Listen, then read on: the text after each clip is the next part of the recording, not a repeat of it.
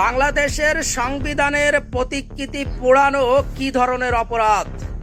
বাংলাদেশের আইন অনুযায়ী বাংলাদেশের সংবিধানের প্রতিকৃতি পোড়ানো রাষ্ট্রদ্রোহিতার শামিল।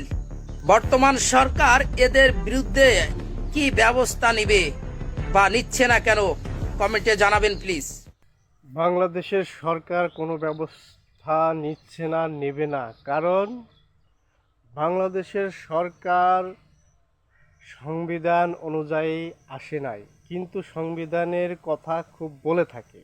এখন এই যে আসে নাই, মেটিকুলাস ডিজাইনের মাধ্যমে ইউনূস সরকার গঠন করলো, এবং মেটিকুলাস ডিজাইনের আরেকটি অংশ হলো 2026 সালের নির্বাচন।